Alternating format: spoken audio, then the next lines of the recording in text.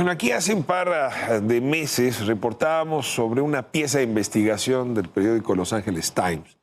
En efecto, empezó a detectar que había farmacias clandestinas en distintas ciudades del norte del país, particularmente en Tijuana, hacían referencia a ellos, donde de pronto uno pasaba por una calle y había una farmacia tras otra, y luego se dieron cuenta que allí estaban vendiendo metanfetaminas y también fentanilo. Tengo a Carlos Pérez Ricard conmigo. Él es investigador del CIDE y nos ayudará justamente a entender la dimensión de estas farmacias que sirven para distribuir al público este tipo de drogas ilegales. Carlos, ¿cómo estás? Qué gusto saludarte esta mañana de viernes.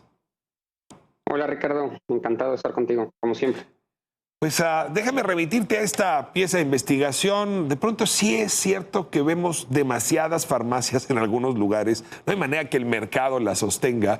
Y es que sí, en efecto, podrían ser pues, la cobertura para la distribución al menudeo de ciertas drogas. Y como está en la frontera, uno podría suponer que es incluso un mercado destinado a turistas estadounidenses que visitan estas ciudades. Carlos, te dejo la palabra para que nos cuentes qué es lo que tú has descubierto, qué es lo que tú has investigado a propósito de este tema. Bueno, tú mismo ya escribiste una columna al respecto de esto. Son dos piezas de información distintas las que tenemos, al menos las que yo conozco. Por un lado, una investigación muy buena que hace Los Angeles Times. Manda a varios investigadores a Baja California, a varias ciudades, a San José del Cabo, a Ensenada, a Tijuana, y descubre que en varias farmacias se están vendiendo medicamentos legales contaminados con heroína, con fentanilo y con otras metanfetaminas.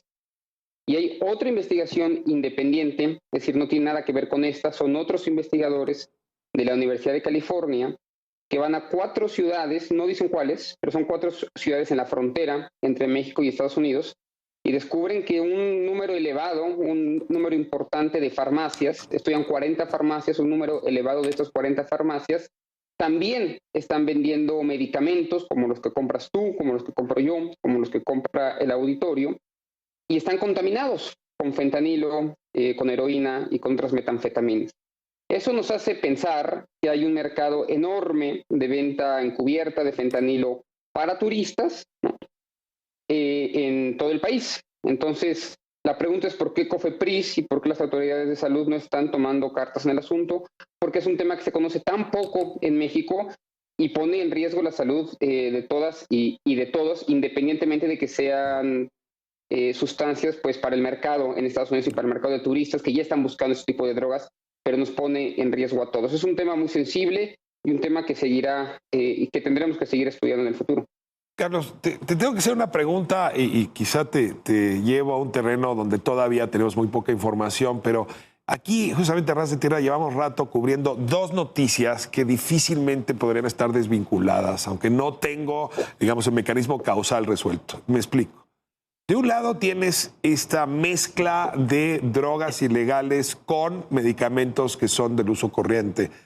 Y del otro lado traes una escasez muy importante de medicamentos neurológicos. O sea, hay una baja de medicamentos que normalmente estaban en el mercado. El otro día salió COFEPRIS a decir, no es cierto, sí hay suficiente oferta de esos medicamentos, pero te puedo decir, no, aquí nos llega todos los días información de pacientes que están buscando pues, continuar con su medicación porque se la recetó el médico y tienen que buscar otro medicamento porque no lo encuentran.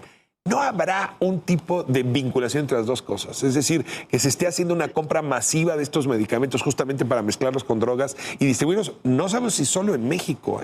Que no me atrevería a decir que si hace un estudio similar en otros establecimientos de Estados Unidos no se vayan a topar con lo mismo. Te hago la pregunta por si tuvieras alguna información respecto a esto. No, tengo la misma hipótesis que tú, que se estén contaminando esos medicamentos y por lo tanto no tengamos y eso haya ocasionado, digamos, la faltante de este tipo de medicamentos. En todo caso, ya a pesar de que no tengo esta respuesta y que no conocemos el mecanismo causal, como tú dices, una cosa sí es clara, Ricardo, y es que las farmacias que normalmente habíamos visto como lejanas a todos los mercados criminales, ¿no? Las farmacias y las cadenas de suministro de las farmacias y de los laboratorios que habían estado fuera de los mercados ilegales y de toda nuestra comprensión sobre crimen organizado, hoy están ya dentro de todo esto. independientemente de que no hayamos entendido del todo los mecanismos causales, que todavía estemos a nivel de creación de hipótesis periodísticas a este respecto. Lo que queda claro es que las farmacias ya están en el centro de las actividades del crimen organizado. Hasta ahora había estado siempre en las calles, en las esquinas, en Internet, en la dark web. Y ahora lo tenemos en el centro de nuestras comunidades, en las tienditas de la esquina, en las farmacias de la esquina. Y la magnitud del problema me temo que no la conocemos del todo. Lo que apuntan las dos investigaciones que menciono son solo la punta del iceberg, y espero que ya COFEPRIS u otras nuevas investigaciones periodísticas estén haciendo este tipo de muestreos a escala nacional para saber cuántas de las 30,000 farmacias que tenemos en México están vendiendo medicamentos contaminados. Me lleva a la última pregunta, Carlos. Tú te quejabas, y yo comparto, de la preocupación por la capacidad regulatoria de COFEPRIS.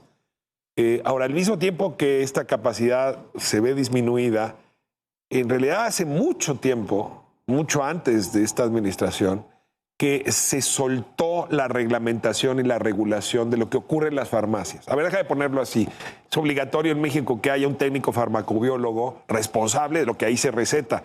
Te tocará con frecuencia ir a farmacias donde no hay ningún farmacéutico con título ahí atendiendo. Y en esa misma lógica, pues estos establecimientos se han vuelto lugares donde igual se venden unos chicles, que se venden medicamentos muy delicados, y la verdad la regulación del Estado sobre estos establecimientos hace mucho que se soltó. Y yo te pregunto si no este es un momento de repensar todo el mecanismo regulatorio de las farmacias, pues con el mismo rigor que uno observa en otros países. Carlos, es muy delicado lo que ocurre en una farmacia, tiene que ver con nuestra salud. Sin la menor duda, ¿no? Otro de los hallazgos que encuentra el estudio de la Universidad de California es que en el 70% de las farmacias a las que acudieron se podían conseguir medicamentos regulados sin receta. Es decir, tenías todo tipo de medicamentos para los que necesitabas en principio tener una receta, y sin embargo sin receta te la daban. Hay que decir que desde un punto de vista comparado, en América Latina sufrimos del mismo problema. No es una cosa solamente de México, no es una cosa solamente de COFEPRIS, y no es solamente un tema actual. Sin embargo, es obvio que no tenemos la capacidad regulatoria. Por otro lado, también son legión las historias de los inspectores de COFEPRIS, que no solamente en las farmacias, sino en los consultorios y en los laboratorios no hacen más que cobrar mordidas por cualquier falta al reglamento administrativo de salud o de cualquier cosa, y que sin embargo parecen incapaces de haber descubierto que hace 3 años, porque ese es el resultado de la investigación, hace 3 años hay farmacias en las que se vende fentanilo contaminado con medicamentos legales. Entonces, esto es muy peligroso, Ricardo, porque siempre había la noción de que, bueno, uno se acercaba a las drogas si quería, pero aquí puede haber gente como tú, como yo, como la gente que nos escucha, que está comprando esos medicamentos contra el dolor y no sabe que están mezclados con droga, con fentanilo, y aquí la posibilidad de que tengan una sobredosis es alta. 2 miligramos de fentanilo, que es muy, muy, muy poquito, son suficientes para ocasionar una sobredosis, además de que te vuelven adicto, luego puedes generar la sobredosis. Así empezó la crisis de los opiáceos en Estados Unidos, una crisis enorme que mata a 200 personas al día. 200 personas al día durante 365 días al año, son 196,000 personas cada año. La crisis de salud todavía no la tenemos en México, pero me temo que en el norte de la frontera cada vez va a estar más presente, y es urgente que las autoridades hagan algo al respecto. Pues cierro diciendo que otra vez este es un tema binacional y ojalá encontremos una reglamentación similar en los dos países, porque son productos que van y vienen de la frontera y son poblaciones que van y vienen y se ven igualmente afectadas. Carlos Pérez Ricard, de veras siempre un lujo tener tu inteligencia aquí a ras de tierra. Muchas gracias, Ricardo. Un abrazo a todos. Gracias, Carlos.